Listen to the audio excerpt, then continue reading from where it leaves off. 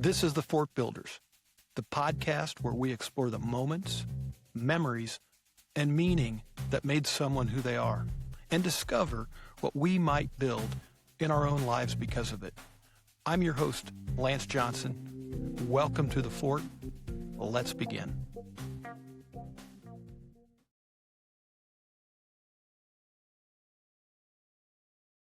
We're ready to roll.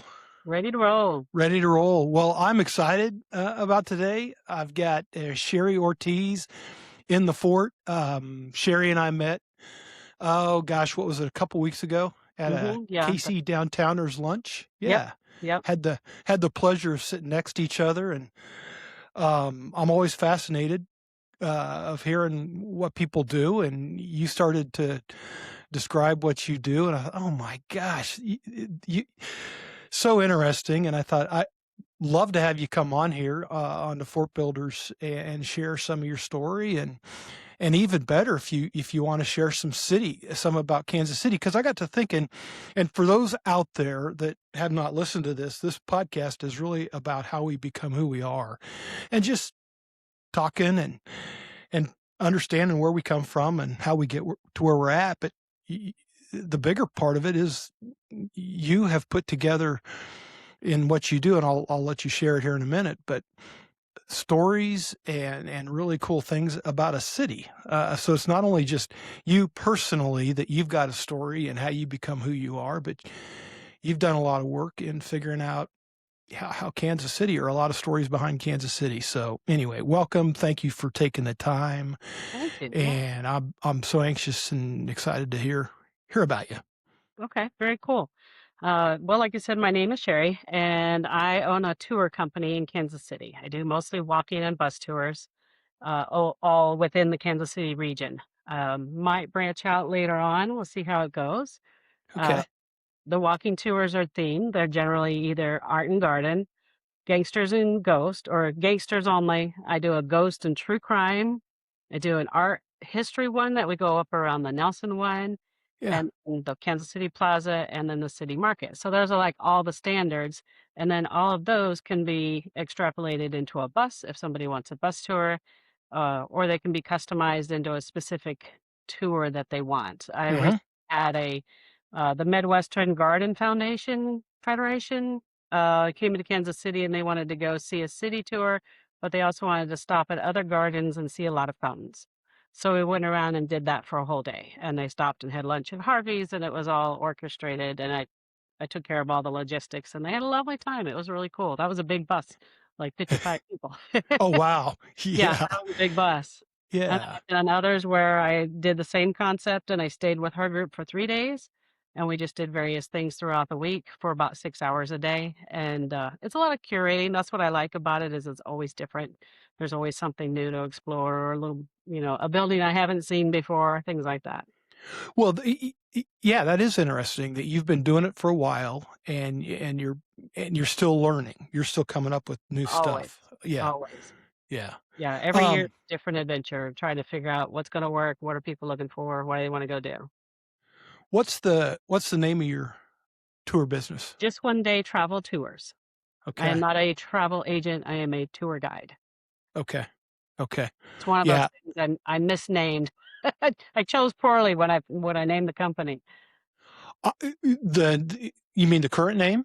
The travel throws people, and they assume travel agent. It's like, no, Kansas City tour guide. Right. Things you learn along the way. Yeah, I hear you. Yeah. Well, and I'll put links to your I appreciate that website and everything, information in the show notes. So anybody out there, if you're you don't have to take notes. Well, I'll try to provide that. But one thing in looking online and checking out your website, what kind of stood out to me was, and I'm going to ask you about memorable, easy. This is kind of like your tagline: memorable, easy, and actually fun. So Great. I'm going to hit you on so like, what do you mean by the actually fun? Fun. I think it's just a lot of the trivia and the fun facts, the things that people don't know about Kansas City. Yeah. When we do the streetcar tour, they go away with a list of things saying, I didn't know about that one. I'm going to go back and catch that restaurant. I want to go see this one. I want to go visit that museum because of the things they just didn't realize how intertwined all the different locations are with the Uh-huh. history and the current day-to-day life and stuff like that. So I like to make it fun. My favorite one that gets people is at Ninth and Main was the first location for Harry Houdini to do his straitjacket routine hung upside down by the wires through the from corner to corner of the area. Oh, wow. That is yeah. They're working on a I, plaque. They're supposed to put a plaque on one of the buildings down there to oh, commemorate. really? Yeah. Yeah. Did you grow up in Kansas City? I grew up in Raytown. Okay. So just a little bit south, and then from Raytown I moved to Belton, and I'm still a little bit more south. So yeah, that's where we've brought up the kids. KC, to me, Oh, the Casey area, yeah. yeah, I grew up out. I mean, I realize uh, I grew up out in Western Kansas. So to me, yeah, Kansas City, the whole big area, right? Right, right, But I've talked to people that before it kind of all blended together, I remember people saying it might have been a 45-minute drive through the country to right. get to now it's just all together. Back in the day, it Yeah, was just, yeah, yeah. yeah, People still think I live out in the sticks, and I don't. I'm only 20 minutes out. yeah. Oh no. Yeah. That is not out in the sticks. Yeah. I know, right? Not, Yeah. not by a stretch. No, no. In fact, that's perfect. I mean, you're close. Uh, Yeah, yeah. Well, so you grew up in the area, and is this something? When did you get the interest? I guess did you do these kind of tours as a kid? I mean, go on them. What inspired right. this? Yeah. My mother was widowed at about 53, I think. And she joined a lot of the bus tours. So they would do senior bus tours, and she would go out and do the 3 and 4 day trips with various groups for different excursions to Branson or I don't know, just a lot of different places. And she always came back with some cool stories about it. It sounded like fun. I thought that'd be neat to do. Um, m- at the time, our kids were only 2 and 5, so they were Okay. way too young to be doing that. I had been working retail, grocery store, bakery for 15, 18 years, kind of thing. Hmm. Sam's Club, Hy-Vee, hen houses. I actually started way back at Food Barn, and which is an old grocery store chain, Uh-huh. and then kind of worked my way through and spent the bulk of my time at Hy-Vee. I enjoyed it. I did donuts. I've done bread. I've done all the big stuff in between management. And I just really liked managing just the cake side of things. After a while, Okay. I kind of settled into just that. And I worked mostly doing that at Hy-Vee for a good 10 years or so um, out of that chunk of time. And then we got to where it was like, they're making more money on me than I am. I'm looking for a different job. I'm tired of working weekends because it's retail. And I thought I would branch out. A friend of mine is a real estate appraisal person. And I Uh-huh. thought, well, that sounded okay. I could do that. So I took the class, passed the test by the skin of my teeth, and 9/11 happened. So nobody was hiring anybody without experience, much Oh, less even anybody at all. And so we kind of put that on the back burner, and then it just never really recovered, and it wasn't getting anywhere fast. It did eventually, but it was about a good 6 months that the real estate market was just total mess. And I thought, all right, we need to reevaluate this. At the time, we were due for the next size house. We were kind of mm. 2 kids, and we were kind of ready to expand. You buy your first house and you think you're going to call it a starter home and move out in 3 to 5 years. And next thing you know, it's 10 to 12. Y- Full So, full of all kinds of stuff. Yep. Yep. yes, yes. So we moved into this house with specifically these needs in mind. It's a side split ranch house. So we Mm. have an inside garage that was converted to a bakery and an outside garage that my Oh, husband got. So the room is just a single car garage. My brother's a jack of all trades, so he came uh-huh. in and reworked the walls and electric and all the stuff. And then it had 2 refrigerators, 2 freezers. The That corner, somewhere in there, Uh-huh. is a giant, there we go, Oh, yeah. giant convection oven. Oops. That puppy's going to stay there Oh, forever. and I can see the sink, the Yes. industrial. Yeah. Yeah. So that is where I worked for 18 years while the kids grew up. And I loved it. The business was called Sherry's Cake Magic. I did more of the fancier stuff, the custom weddings and three-dimensional birthday cakes and things like that. And enjoyed the job. It was good for staying at home. It was very good Yeah. for staying at home and being able to be here when the kids got home from school, and I could roughly control my weekend schedule for the most part. So I did that for 18 years, and that put me at about 30 years in the bakery industry. My mom was in her early 80s and was diagnosed with ovarian cancer. So Mm. while I was running cake, I was taking care of her and running back and forth to Raytown because that's where we grew up. And the business kind of suffered because you can't, when you have a seasonal business, you can't work on one. You have to build the next season, and it wasn't, Oh, it wasn't flowing very well. So I took care of her for about 2.5 years, and fortunately, my husband could support everything that we were doing, and I would just kind of get by on the cake. And after she passed, I was like, you know what? I don't think I really want to rebuild that business again. They had changed the rules for food and drug, for mm. food safety rather.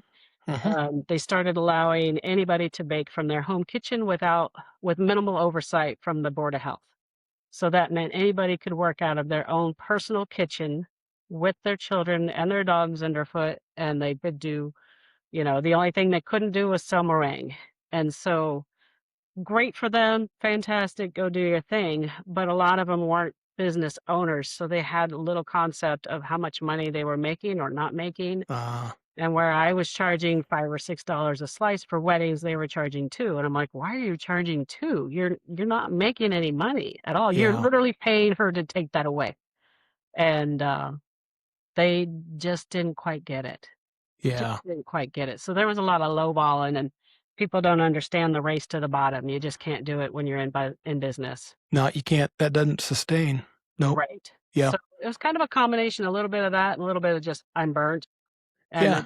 decided to revisit this idea. Specifically, I was going to do senior bus tours because that was still quite popular at the time. And then 9/11 or COVID happened because that was Oh, jeez. 2019. I'd always say the world is safe now. I am not changing my career. I'm not going anywhere. We're all Yeah. safe now. And so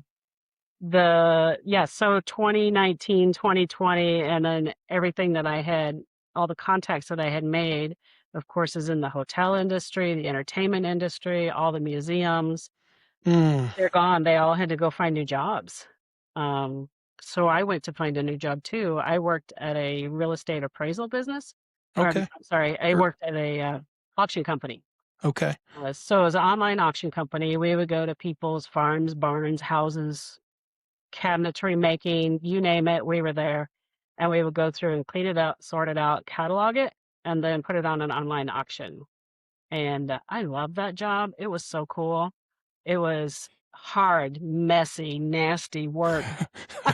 Some of Yeah. the porterhouses and some of Uh, the manufacturing places would have sawdust a half-inch thick. I mean, you go in a hazmat suit because it was yeah. so bad. And but I loved it, and it was so much fun and so much exploration and study of history and things, and uh, which kind of ties into everything that I'm doing now, really, Yeah. because I realized how much of a fascination I had with historic things. I know more about farm implements, tools, old antiques, glassware, and things more than I ever did Eh, in the past.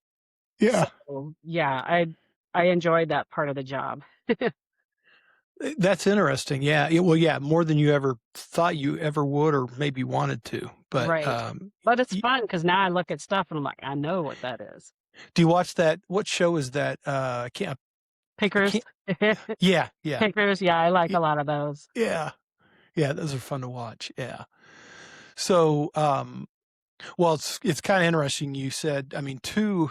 major events that you had no control over, 9/11, and then, and I'd kind of forgot about that. As far as I'm sure there was a lot of people out there that affected. Maybe they probably, well, not only work and it forced them to, but maybe they just internally looked at themselves and say, hey, maybe I want to make a change. But definitely hear it from COVID. Right. There's so many people that say Mhm. pre-COVID, post-COVID, and how it changed. Right. Maybe their outlook, maybe just a lot of different things. Habits, the Yeah, where yeah, they go. Yeah. yeah. That. We had bought this house and we hadn't sold that house. Around here, a lot of the houses are the same exact structure all the time. And this one was very unique. Hmm. Happened to drive by it, saw it in the morning, drove by it, called the realtor, visited with my husband at like 3 o'clock that afternoon, made him leave work early, put a bid on it immediately. And by the next morning, there was 11 people standing in line for it because Oh, it's a unique shape and it was a good price and all the things. But that was also in the middle of the 9/11 situation and housing wasn't quite figuring itself out yet. And we ended up carrying a double mortgage for almost 6 months.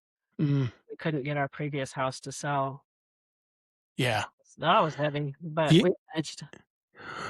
Well, you've got guts. I mean, two two things you said. You started a lot of people. They've got the idea, right, and they want to do something, or they think they can. You've done it, and obviously the first time that after 18 or so years doing the bakery business for somebody else, working for them, you tried to get away, but then you came back and you did that. But then you ultimately got and went a different direction, which again, you're starting from scratch. You're saying, hey, I want to go do this. Starting from scratch, that is not easy. And Right. as you know, you're wearing a lot of hats.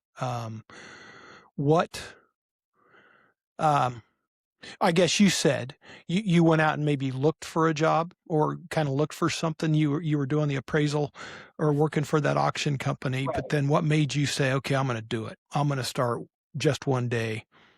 Because it was that the appraiser didn't work. I was looking for the different job, or I had already been, working from home for the 18 years, and I knew I wanted to do something different, and I really didn't want to go back to retail. I didn't want to go work in an office. I didn't want to listen to anybody else give me the rules. I was very nervous about starting that auction job. I even told her, and I'm like, I haven't worked for somebody for a very long time, and if this you're going to have to tolerate a lot of stuff from me because that's not, I'm just not used to that. But Yeah. fortunately, they gave us free rein to work at our own pace and do what we wanted to do as far as getting the job done. They didn't micromanage, which was fantastic. Yeah. It's funny how as we get older, I think we have less maybe patience for Yes, definitely. I other hit people 40, telling us what to and do. I'm like, done with all of that. Yeah, yeah, yeah, yeah. So, you start your business. How long have you had that going? The This just one? current business, Yeah, yeah. since 2019, technically, I took basically 2.5 years off because it Oh, was almost 22-ish before people started really making oh, profits that's and doing, getting out. yeah, The thing. I was really bent on not doing the walking tours. I wanted buses, I wanted conferences and everything like that. And it was a good plan, but I was so stuck on it that I didn't let go of that idea until about 2 years ago when I started adding in more of the walking tours. mm, I've actually come to like it a lot. I had some health issues kind of here and there along the way, so I was like worried about keeping up with it, that kind of thing. And so you just kind of have your own progression of choices as you go along, making decisions in a business. oh yeah. You got to That adapt. yeah, and you just kind of go with it. Hmm. Um, So after I started embracing the walking tours, and it's still a work in progress to get like a regular crowd out. Um, but it's catching on, and I know them out there. I just need to get them out to get people out to come and take a tour. Kind of. Okay, yeah, yeah. So tell me about that. You were reluctant to do walking tours, but yet then you found that you needed to, let's call it, pivot and then do Yeah. that. Um, what, why? Uh, um, Um, just to try something different, if one thing is yeah, not working, I wasn't getting a whole lot of the conferences. I would get an okay amount, but it wasn't enough to sustain. And then conferences come with its own costs because I'm usually chartering the bus, taking care of lunch, taking care of the things. And then sometimes in the end, you don't make as much money as you thought you would have on that group because extra costs come in. It's the learning process. yeah, Uh, so I thought I was just going to go uh, do both because I thought the walking tours were a good opportunity just for cash flow. So I didn't, because it's just you pay me, you come do the tour. I don't have to provide anything or do any other logistics. So okay. that's where I kind of started doing both. And now I'm pretty kind of balanced out to doing both walking and bus. Okay, I'm kind of slow. So what? Mm. It's Yeah, a I weird wasn't. path. Well, I wasn't thinking of the model. When you say conference, then you're getting conferences, potentially conferences, or your clients potentially, and then you're bolting on to, if people are coming in for a conference, then they can sign up to do an excursion, like a tour Yes. with you. Okay, Yes. yeah, yeah, Yes. and there's a connection there, and that I can see where that gets more. There's more to it versus if you just say, "Hey, call me and we'll go out and walk." Right. Okay, Right. Yeah. Because the conferences, they would be like, my financial lady is Edward Jones, and she was doing her own conference. And she had a group of 20 or so women in to do it. And she broke up their conference with a city tour. So we got on the bus, we did a city tour, we stopped at a brewery, we stopped for a snack, and just had a good time, that kind of yeah, thing. okay. Do you have a favorite, or does your favorite a favorite place and I guess story, and does that tend to align with your the people that take your tour? Are they thinking the same thing, or you're saying, "Hey, you guys should really like this," but Yeah. yet you're finding your customers are maybe wanting to do something else, or yeah, Right. A lot of it for me is asking the right questions. yeah, I had a group of people, they were H&R Block franchise owners. He happened to call me up and said he didn't tell me that even at first. He was like, I have a group, we're in town for a conference and I want to do a bus tour for the 3 hours with this group of 20 people. I'm like, okay, great. And then you start asking questions. What are you in town for? What are you going to do? Are you interested in any particular topic? He's like, no, just the city tour. hmm. Well, then I found out he was the H&R Block franchise owners. And I'm like, so we have a lot of history in Kansas City over Oh Henry. yeah, He's done a lot for Kansas City, and all of these people were from out of state. So that was a really cool opportunity to combine something that they were really connected to and show absolutely, them the H&R, his college down there by the campus, the fountain. There's a couple things in memory of and things like that, or in honor of him. Um, and one of them is that fountain in front of the Union Station downtown, big round fountain in the middle yep. that's dedicated to Henry Block. And Mm. the people who did that fountain are the same ones who did the fountain in Las Vegas at the Bellagio. So Oh wow, just fun things. yeah. And we had a great time. And I got to even talk to a few of the people that actually knew Henry Block personally, uh, off and on because they were older than me. So it was kind of cool to hear some of the stories and compared to the research that I did and, connect the dots with different things. Oh, that's cool. So yeah, you can you can make custom. I mean, you can kind Yeah. of, like you said, you hear about the group coming in, they want to do Mhm. something, and you can tailor it. You Right. might have something off the shelf and say, "Hey, let's go do this." But Right. yeah, that's pretty cool. I Yeah. would think And that'd that's be my very favorite. meaningful. Right. Yeah. That's very much my favorite part of it. Yeah, I do military tours.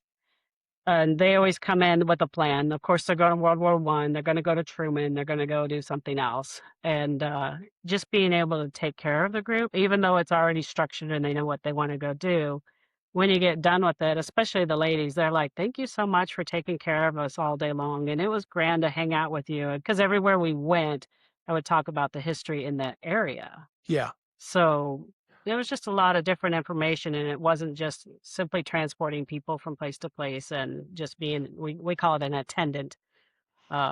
I like to be the tour guide. Yeah. Okay. Um, has your perception, what do you think of Kansas City now versus 10, 20 over time? I was an 80s child, so I really didn't go downtown all that much. You got to consider the 70s, the city market had the issues with the mob. They blew the place up, but I was given strict instructions to never go down to the city market and just other places. It wasn't where I thought I would go hang out. And as a uh, a young lady, I probably shouldn't have gone hang out in a lot of those places. right. So Right. I just didn't go down a whole lot. And then, like when I was a kid, our favorite thing to do was to go around during Christmas and go down through the plaza and Yeah. look at all the animated characters in the windows. I mean, that was a highlight for us. So it's just kind of funny how things have changed, and the plaza's getting hopefully better with Right. their tenant situation and other various stuff. But I love seeing the crossroads. I love seeing all the explosion and there are more people moving down there to live, which I find Yes. fascinating. I'm not a city dweller. I'll stick to my suburbs. So I like my trees. But there is an amazing amount of people that live down there and they love it. So it's just kind of cool. And I like the streetcar. I thought it was a little weird at first. I'm like, I don't get it. But now I see it and it's just really cool that we have that. Yeah. Is that part of your tour? Do you I use utilize? I use the streetcar quite a bit. Yeah. Yeah. Yeah. Yeah. Mhm. Yeah. I've been on it a couple times and it's so handy. Mhm. But yes, it's interesting to hear. I didn't grow up here. I grew up, or when I say here, I'm in Lawrence, based out of Lawrence, but I do business and work and spend a lot of time in Kansas City.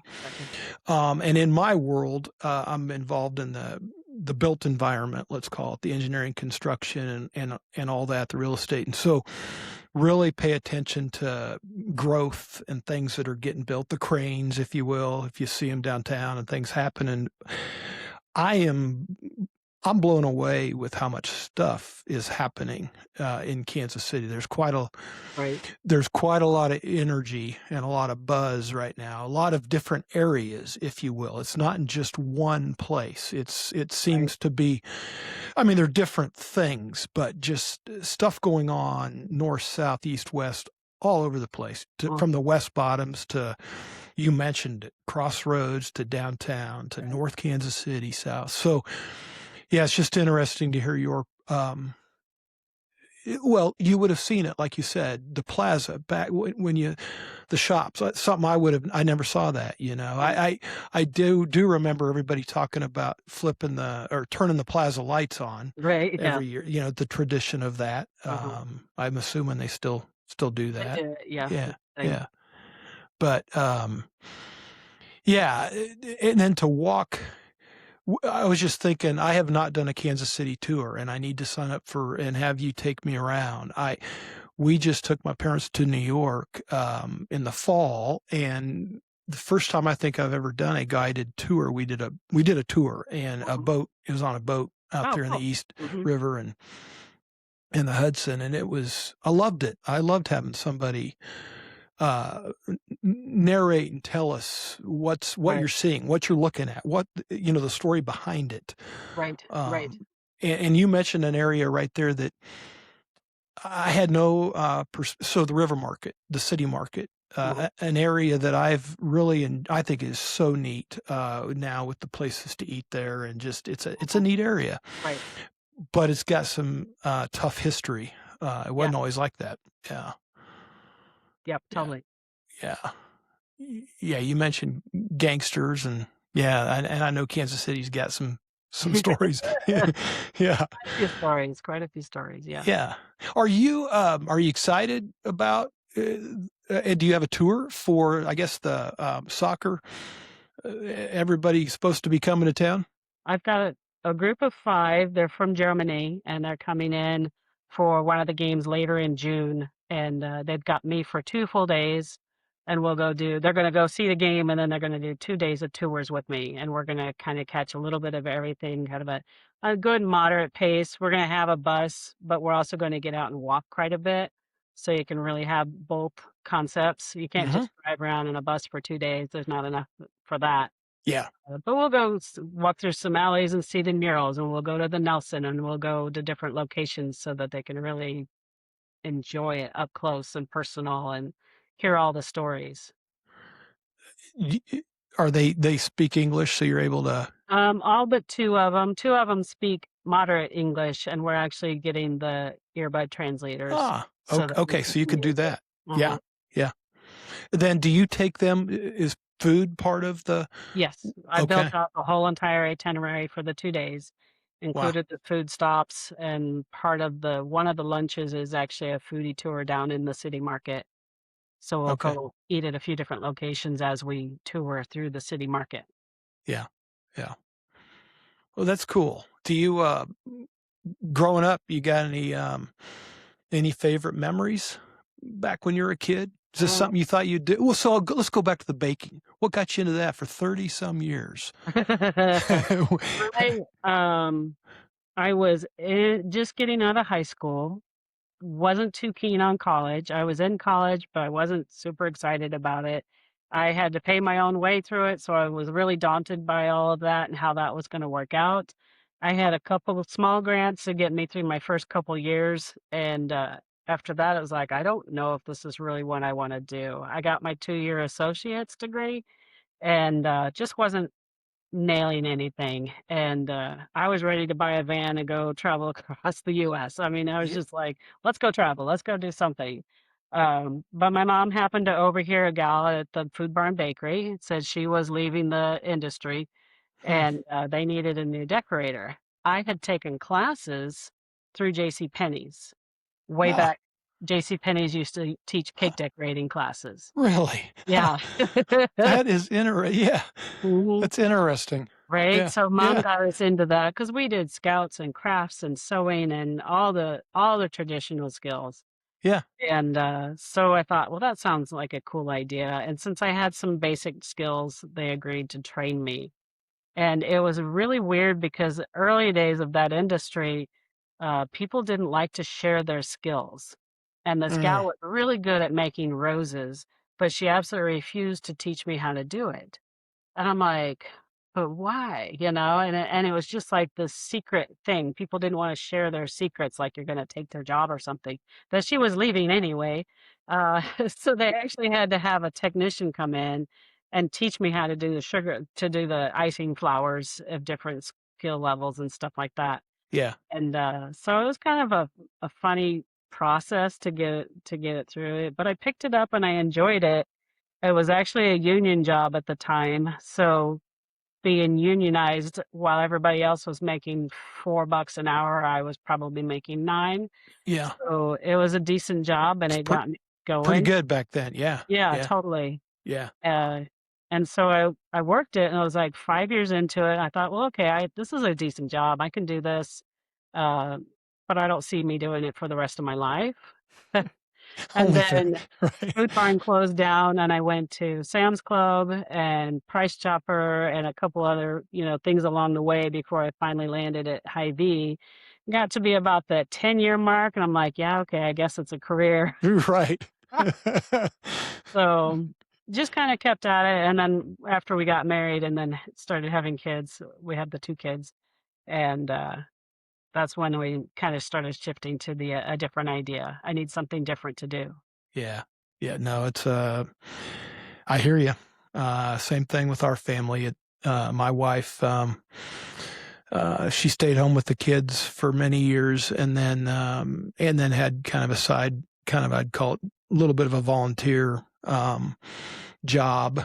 She got paid minimal to do that. But then eventually as the kids got older, she kind of switched gears, went back to school, and she's now doing nursing. And so, but something that would have been more, maybe, well, she wouldn't have had as much time if she would have done that early on. But yeah, we all kind of helping us get 3 kids through college. So, right. Yeah. You got to do what you got to do. Yeah. Well, I was going to ask you real quick. Did you have to bake as well, or did you just get to create? Did you actually have to bake the cake, or did you just get to decorate it? In the retail field, I just decorated, Okay.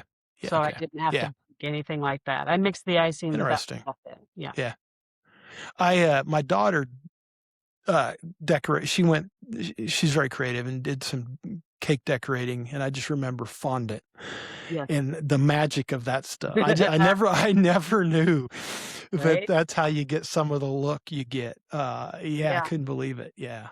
Yeah. It's interesting the technology that's associated with the cake industry that you wouldn't even think of. I mean, now they have silicone molds that you can make lace, and the sugar lace that comes out of it is totally flexible and pliable, just as if Hmm. you're handling fabric.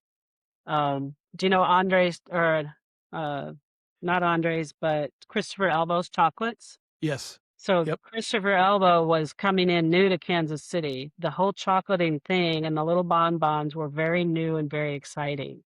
And they the prints that are on the chocolate sheets are done on an acetate, and then you scrape the chocolate over it, and when you pull it off, the little design is left on the thing. Well, us in the cake world, we're looking at these things going, hey, we can buy these acetate sheets, put our own chocolate over it, wrap it around the cakes to make this really cool design. Mm. So we're really excited with all of this. And this is going on. And it's just kind of something new in the cake world. And there's always new tools, new equipment, new everything over the whole time. At that time, funny story was my husband works for a hospital and he was called in on Mother's Day. And the physician was disappointed that he had to actually call him in on Mother's Day. He's like, I'm really sorry. I have to call him in here. I need him to come and do. He works in radiology, and the Mm. radiologist needed an assistant for that procedure. And a couple days later, he comes home. My husband comes home with this big box of chocolates from Christopher Elbows. Oh. I knew how much those chocolates cost. So my little mouth was on the floor. I'm like, "What is that for?" He's like, "He felt bad for taking you away on Mother's Day." And I'm like, Uh, "So he sent me a box of chocolates?" He's like, "Yeah." And I'm like, "You don't understand. This was Christopher Elbow's chocolates." wow. That's So pretty. it's like a long running story. So every time I do a chocolate and wine tour, and we stop at Christopher Elbow's. And so every time I go, I share that story with the people, and it's That's always good. fun. It's just a cool personal touch Absolutely. that was significant. Yeah. Yeah. That's cool. I appreciate you being here, and I want to be sensitive to your time. Is there you got any other stories you want to share from your tours or No, personal stories or anything like that? right? No, I think Yeah. we covered an awful lot. Yeah. Yeah. Yeah. You haven't shared this much about yourself in a while. Yeah. Yeah. No, so do you do any weekend or are they during the week? Your I do tours? both. I do both. Both. So And I'm just working on the World Cup right now and just trying to figure out the timelines of what's going to work for people, who's in town, what do they want to see, that kind of thing and it's reached a point where everybody's like emailing me asking, how's the bookings going? How's it looking? And it's the same with yeah. the hotel. Nobody knows until it gets here. Right. Right. So we're just going to wait and roll with it and see what happens and adjust Yeah. it. Everybody's, I think, cautiously or optimistic. I mean, everybody's optimistic, and we just don't Mhm. know. Yeah. Yeah. So, do you do these kind of? Have you been on any tours in other places? Oddly enough, it wasn't a thing until I started doing this job. I don't know why we never thought about it. You know, we took vacations with the kids all the time Yeah. and never thought about taking a tour with us with another city. And now my husband and I do. We've done some ghost tours. We've done some other city tours. Um, I've actually run into a group that's a true crime podcaster, and Okay. he's got a walking tour this Saturday that I'm gonna go join in, just so I can watch and talk and hear what they have to say, and Absolutely. it's just fun. Yeah. Well, this has been so enjoyable to meet you, Sherrie. I I appreciate appreciate. your plants. Yeah. If I can ever be of help, please let me know. And I'll get a group and come over and there's a few places I'd like to go, and looking on your website, there's a few. Yeah. The ghost tour sounds kind of fun. Yeah. I like the food. You've got a foodie tour. So I think it'd be a lot of fun. And, Absolutely.